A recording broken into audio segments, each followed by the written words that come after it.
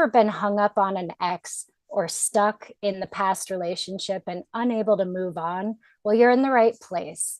Hi, I'm Whitney Coburn, a dating and relationship expert and love coach. And today I'm going to tell you how you can let go of the past and finally move on. What if they all right? Baby, can we still shine? Tell me that we'll be fine. Always still in love. Hey, what if they all right? Baby, can we still shine? Tell me that we'll be fine. Always still in love. Hey, what if they all right? Still shine. Tell me that we'll be fine. Always still in love. What if they all right? Baby, can we still shine? Tell me that we'll be fine. Always still in love. Oh, what if they all right? Hello, Baby, welcome, can welcome we back. still So, shine? today we're going to be talking about how to let go and move on. And this is so important. Let's think about what will happen if you don't let go. If you don't let go, you can't move on. Maybe there wasn't a happy ending from what happened in the past, but you're going to be stuck in that unhappy ending rather than being able to close that loop and be able to move on and start a new story that could have a happy ending. And we're going to look at today why it's so hard to move on and what you can do about it to actually be able to move on. So, the first thing that I want to talk about is why it's so hard. And if you've ever seen this image, I know in my psychology textbooks, it was always in there, but the iceberg, where there's a little tiny tip of iceberg above the water, but a big, huge iceberg underneath the water. Well, that is your mind. And the little tiny tip that is above the water is our conscious mind, what we are aware of, what our conscious decisions are. This is where you make goals and decisions about your life.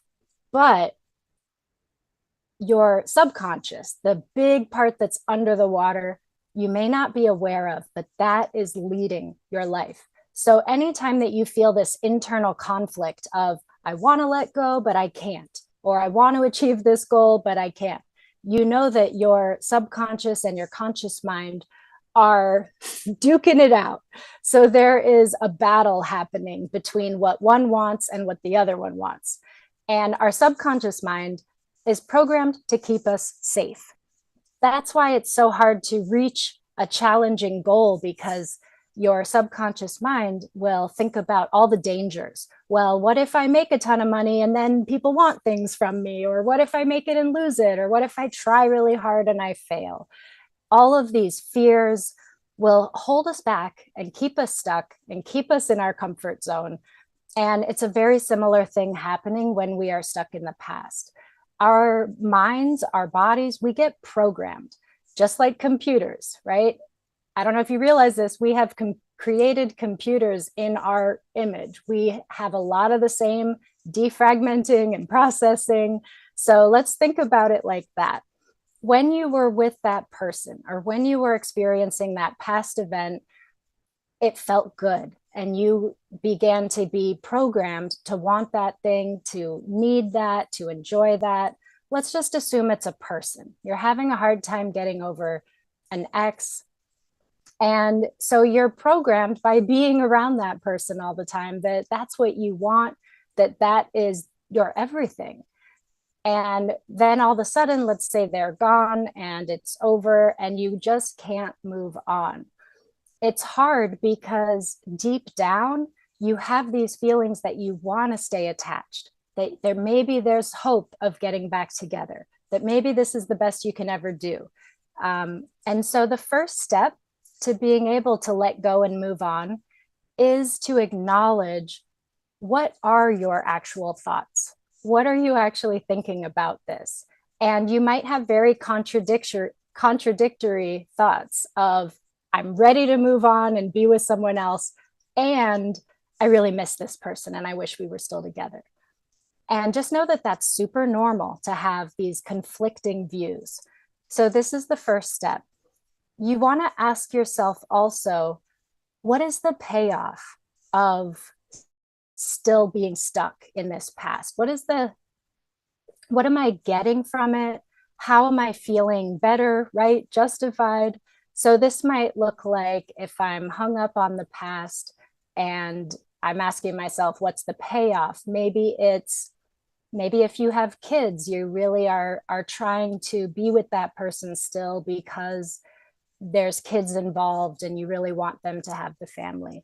Maybe you just have really positive memories, and now in your current life, you're not having those happy, positive memories. So you are still wanting what was in the past. Your payoff, it might be about being right.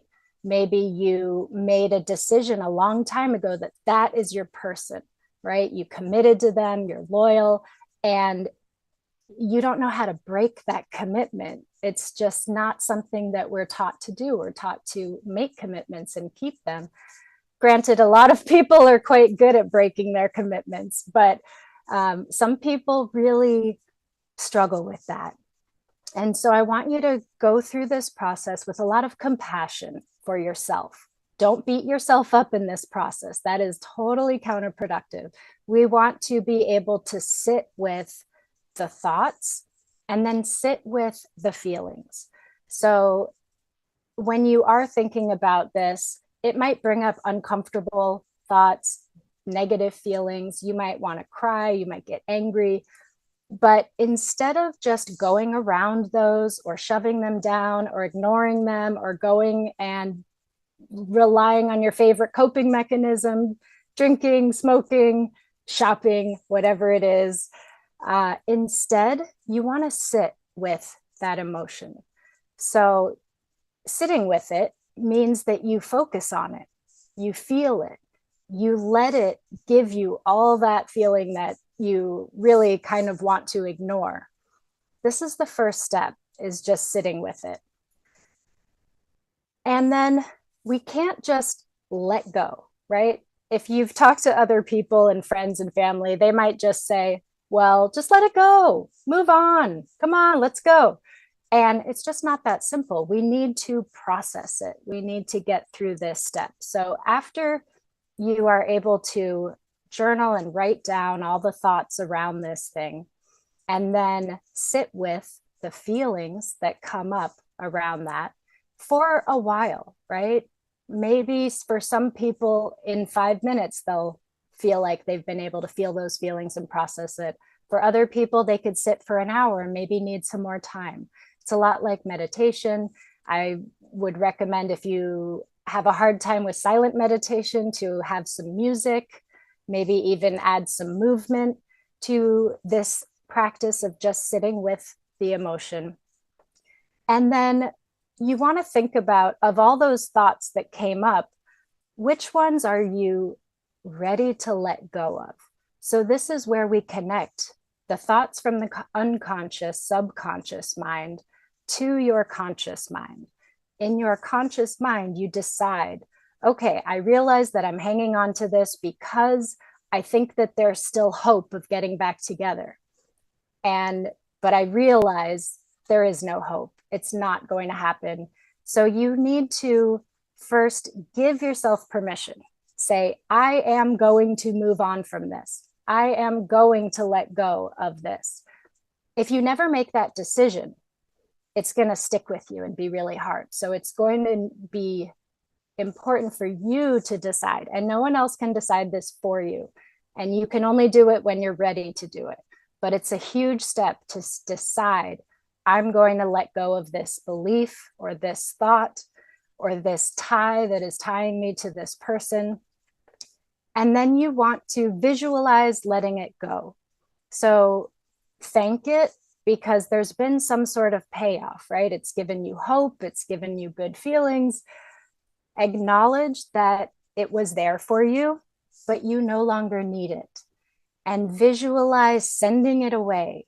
Maybe you put it in a hot air balloon and watch it float away. Maybe you drop it into the middle of the ocean, like in Titanic, Maybe you light it on fire, send it in the mail, whatever it is.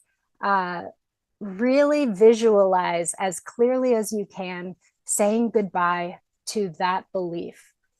Another thing that you can do to make this more physical is to find an actual object that represents that person. Or maybe you just write on paper and let that paper represent this tie that's keeping you stuck and in the past, and then destroy it, rip it up.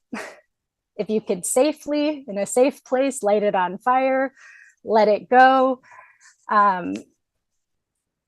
There's a symbolic gesture to this, but it really does help us align what we're conscious of and what we're not conscious of. So we want to acknowledge what the feelings and thoughts are that are keeping us tied to it. Sit with that for a while, feel it, let it fully incubate and fully give you the message that it needs to give you, rather than pushing it down. Even if you have felt this a lot over years or months, it's important that you consciously decide to sit with that and then make a decision that you're ready to let it go, that you're ready to move on, state it out loud, and then visualize sending away this old tie. And then bring your attention to your heart and imagine your heart just coming back together and sealing up and healing. Imagine giving this healing energy to your heart. And when it comes to our energy, where your attention goes, your energy flows. So just imagining and putting your attention on your heart will allow your energy to go to your heart space, and just giving yourself some soothing touch, holding yourself, giving yourself a hug can be very nurturing when you're going through this kind of difficult letting go process. But you want to absorb all of the healing energy that you can, because it depends how you look at this. If you look at it like, oh my gosh, I'm letting something go, I'm so scared, I don't know what's going to happen, I need that, you'll be in this panicky state. And we don't want that. That's not going to be conducive to this healing process. So instead, bring all your attention to healing yourself and feeling good about this, being proud of yourself. You don't want to stay stuck in the past forever. Part of you does, but you know that there are better things out there for you. And in order to move on and create that happy ever after, it's important that we are able to let go, move on. And I'll say something also about forgiveness. Forgiveness is not for the other person, right? If somebody has wronged you, hurt you, left you, broke your heart, whatever they've done, it sticks with us, right? That heartbreak, that anger. But when we can, if we hang on to it, it's like you're taking poison, expecting them to die.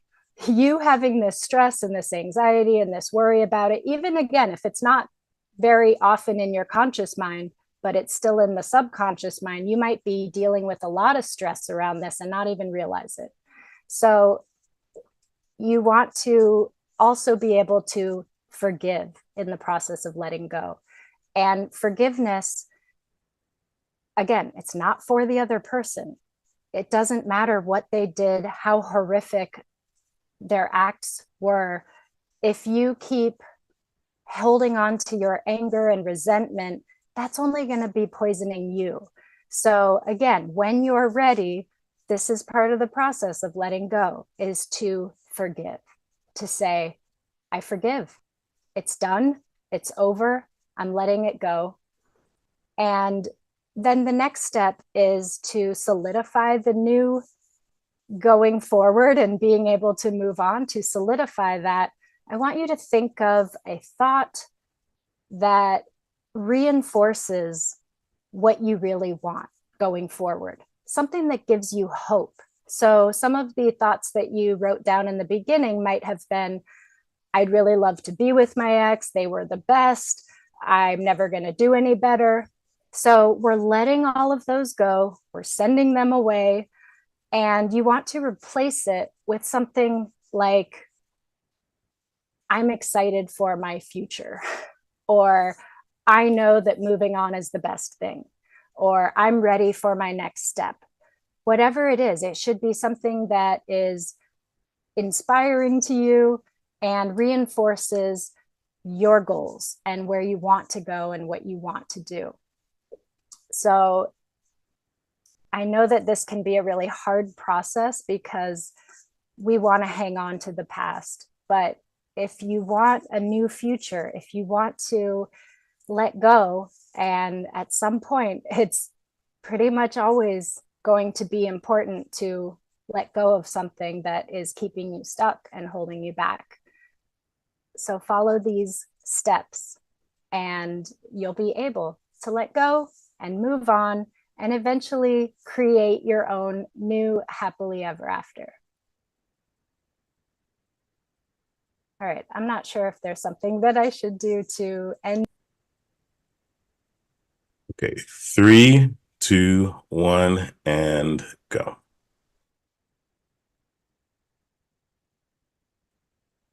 If you enjoyed the program today and got some benefit out of it, I would love to hear from you. You could reach me at my website, whitneykobrin.com. That's WHITNEYKOBRIN.com. And for ladies who are looking to improve their love life, their self-love, their dating, their relationship, I invite you to download my app. It's called Love Coach in My Pocket, and you can find it on Apple and you could find it on the iTunes Store and Google Play Store.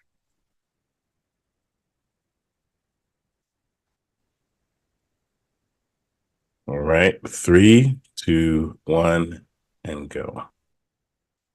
If you enjoyed this program and if you got something beneficial from it, I encourage you to follow the program and also reach out to me through my website, whitneykobrin.com. That's WHITNEYKOBRIN. And if you are a lady who is looking for love or looking to improve your self-love or turn your love life around in some way, please download my app. It's Love Coach in My Pocket, and there are courses and community and lots of resources for you there.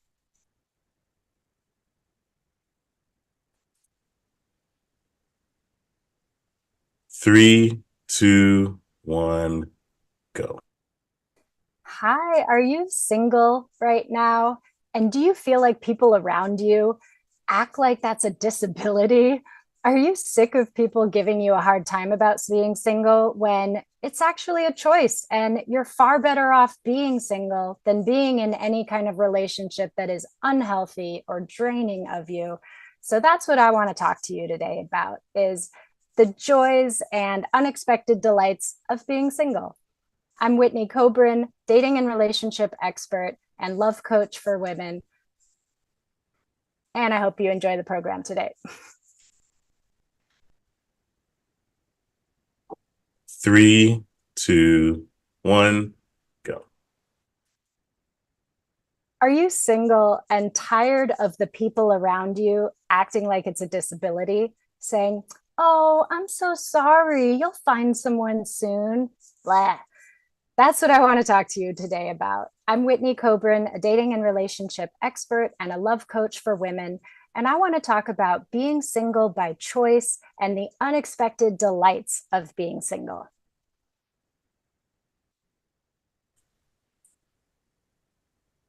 Three, 2, 1, and go. Hello, I'm Whitney Kobrin. Thank you for being here today. And I'm a love coach. I worked as a matchmaker. I work with a matchmaking company. I am all about love, and I love love. And I love helping people find happy, healthy, amazing, lasting relationships, reinvigorate their relationships. But I want to talk about the opposite of that today and talk about being single, because I've talked to a lot of single people over these years doing what I do. And not one of them enjoys other people feeling pity on them or acting like something is wrong with them, or, oh, honey, you're just being too picky. Just settle for someone. Or, telling you that maybe you're trying too hard and you just need to relax and let it happen. I will tell you that your perfect partner is never going to just show up in your living room when you're Netflix and chilling by yourself. No, it doesn't just happen for everyone. It does take some effort. It does take some work, and I bet you've tried the dating apps and websites. You've gone on blind dates. You've worked on yourself and read all the self-help books. Maybe you've gone to therapy or counseling. And if you're still single, I just want to say there's nothing wrong with you, like, at all. Being single is not a bad thing. So I want to talk about some of the unexpected delights and good things. Number one is, if you have ever been in a relationship that is toxic or unhealthy or not fun, then you know that it's far better to be single than to be in a relationship like that. And so I know there's a lot of people out there that would just rather be with somebody than be alone. And they're putting up with a lot, and they're suffering, and they're holding things in. And so when you're single, you don't have to deal with that. You don't have to deal with that toxic energy. You are free to make your own decisions. And if you are single and just taking a break, right? Because there's different ways of being single. One is maybe you're single, but you are actually seeing people and dating people. You're just not in a relationship yet. And that could be really fun. I love that phase. And I know it gets a bad rep because dating is complicated these days. And there are catfishers and ghosters and the guy on the oil rig that says that he needs money for his son, and these scammers. And yeah, I've seen it all. I know that it's not fun, and people can really burn out on that. So if you are somebody that's been single and you've tried dating and you put it all out there and it just got overwhelming and tiresome and felt like you were spinning your wheels, swiping and texting, and nothing's really leading anywhere, you are not alone. I feel you, I see you, and this is happening a lot nowadays. And so when that happens, it's not a good approach to just power through it and just keep grinding, right? I think we're all kind of waking up to this concept that hustle culture and pushing ourselves no matter what can really harm our well-being and even our physical health. So we need to be in balance. So that means maybe you let up off of the dating apps and take a break and, use that time for yourself, whether that means starting a new workout routine or starting a social activity, right? There are so many options. And just because somebody's single, it doesn't mean that they're lonely. And it certainly doesn't mean that they have to be lonely. You have friends and family, most likely. If not, there are so many ways now to meet new friends, to just find things online, find events through Facebook events or Meetup or Eventbrite, and go out and meet some people and hang out with people. And you don't have to feel lonely being single. And if you are single and looking, I encourage you to not only go to singles events and like looking for that person. Be open to making friends. I know when I met my late husband, it was because I had made some new friends on Meetup. And then I started hanging out with them. And then they invited me to their friend's party. And then I met more people there. And it just kind of happened as this chain of events. And so when you're too focused on one singular outcome, like I'm going to this speed dating event and I want to find my partner, then if that doesn't work out, you could end up really disappointed. So we want to take the pressure off, keep it kind of casual, allow yourself to be relaxed and be yourself, be authentic, be true to yourself and how you're feeling, and enjoy it. Enjoy yourself. It's like when someone really wants a baby, it's worth enjoying the time before the baby, because that's going to change a lot when all of a sudden you don't have time to yourself very often. So while you're single, I encourage you not to look at it as a bad thing and feel lonely, and definitely don't get lost in your head with, the downward spiral of, I must not be lovable, I must not be good enough, it's never going to happen for me.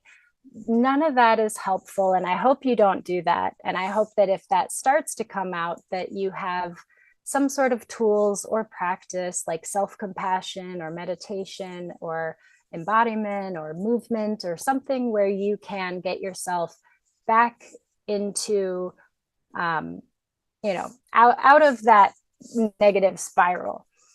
That said, it is very normal to have that yearning for a partner. So if you're capable of having, you know, both of these thoughts in your mind at one time that may be contradictory, that can make you feel very whole and at peace to say, I am content with myself single, and I do want a partner. They could coexist, but it doesn't mean that you're going to be working really hard and desperately chasing after finding a partner. Sometimes when we try too hard, it could be like in baseball, if you hold the bat too tight, you can't hit it properly.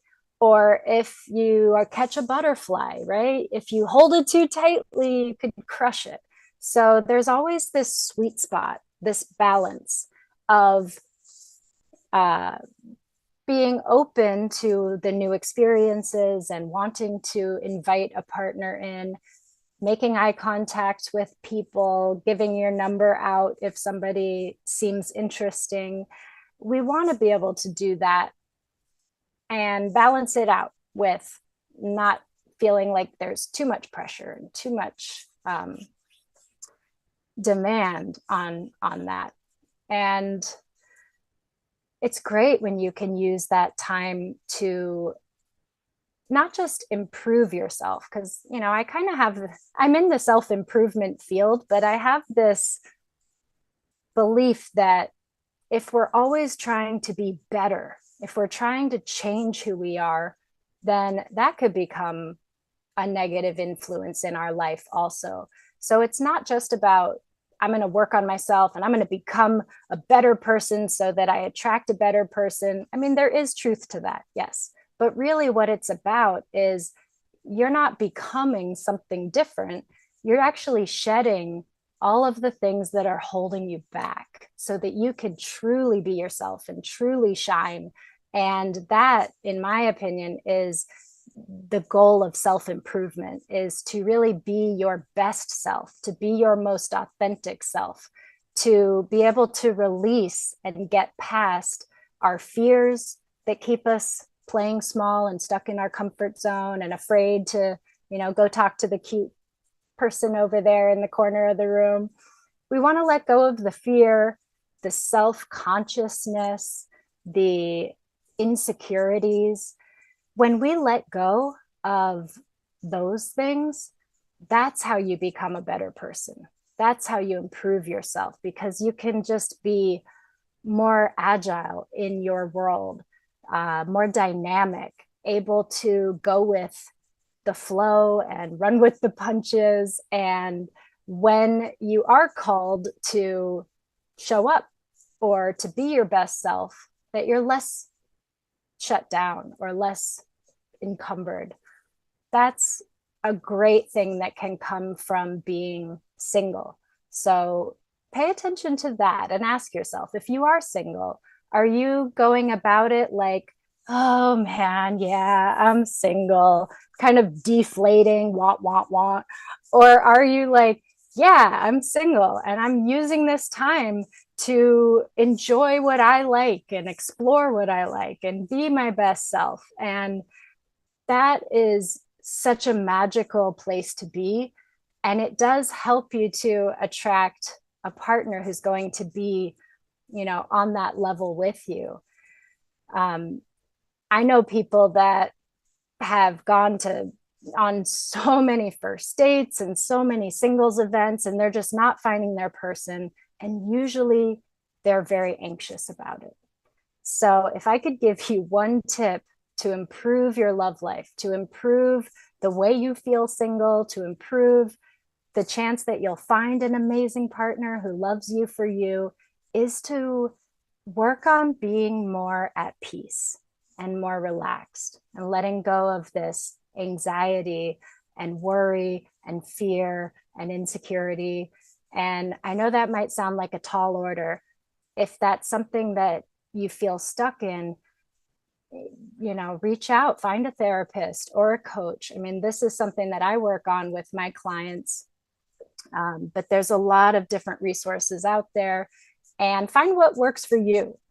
I know that meditation has amazing benefits that have been scientifically proven, and yet I know that meditation is not for everyone, but there are other options that you could do as well. So if you're not into meditation, maybe you do something with movement.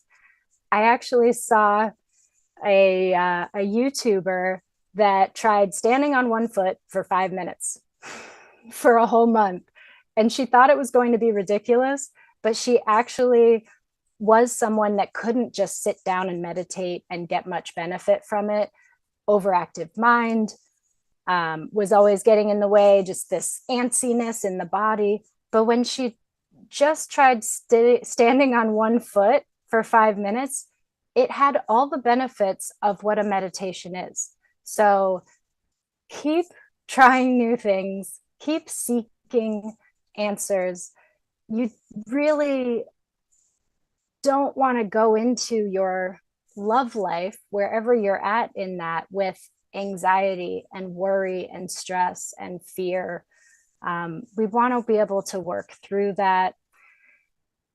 And communication really helps with that too. Maybe there is something that's weighing on you or something that is unknown, and that's why you're feeling anxious. So it helps to talk about it. It helps to be able to communicate with those around you, those that care about you, about what you need and how you feel.